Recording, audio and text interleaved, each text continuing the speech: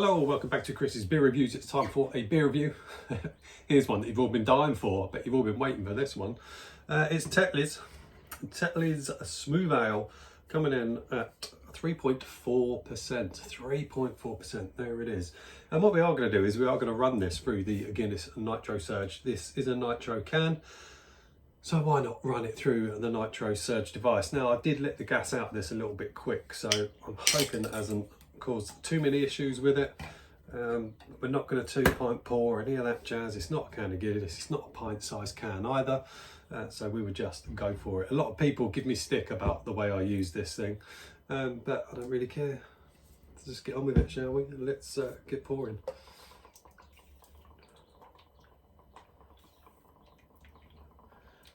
It's not Guinness, so it doesn't matter how we pour it. But that's looking like it's doing its thing. I've done this with John Smith's as well. I ran John Smith's through that. That video gets quite a lot of views. People seem to enjoy that video. But John Smith's, again, an awful bitter. Used to be good a long time ago. And Tetley's could be one of those that is probably going to be really poor. I've got no doubt in my mind that it's probably going to be a bit bang average. I drank it years ago, absolute years ago. When I was in my youth, I used to drink it, and I didn't mind it. I didn't mind a bit of Tetley's. There's two types of Tetley's. You get the Smooth Flow, which is the nitro version, then you've got their original, which comes in a red bottomed can, whereas that is blue. But yeah, I haven't had this for a long time. I'm not expecting particularly good things from this, but we're going to let it settle. It is settling very slowly, as you can see. Looks good though, doesn't it, when it's doing that? And that is a really slow settle. That could take a little while. But yeah, as I say, I've done John Smith's through it. I mean, John Smith's is awful. Through the Nitro Surge, did it improve things? It made it a little bit smoother, but it obviously isn't going to increase the flavour of it. So John Smith's, another one that's poor. I was going to do a side-by-side because I've still got the John Smith's can under here.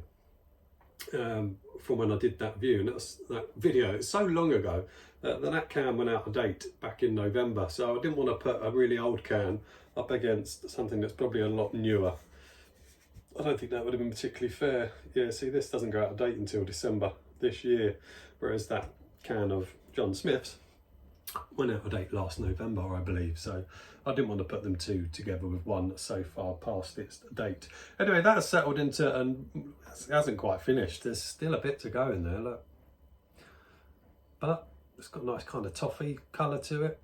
It looks half reasonable. It's quite clear. It's 3.4%. It's still very slowly got a big cloud underneath this head where it's still very slowly settling. It's in a Boddington's glass. Boddington's Cream Flow, that's another one I need to get hold of. As a pint goes, it looks all right, doesn't it? Let's get on the sniffs. Doesn't smell horrendous, to be fair. Not much to say. A little bit malty, maybe a little bit of, I don't know, there's a little bit of something else, but it's just a bit malty. A bit copper-like. The ingredients are going to be minimal, so there's no point in reading the can. It's not going to give them to me. Cheers. Let's have a go.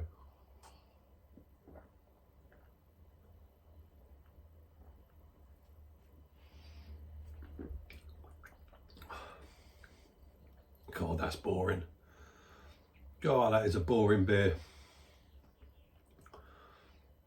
God, that is... I'd actually go as far as to say that's worse than John Smith's. In terms of it's just boring, it's got nothing about it, no real flavour to it.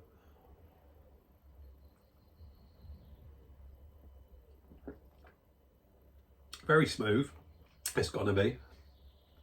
It's a nitro beer and it's gone through the Nitro Surge, so of course it's got to be smooth. I don't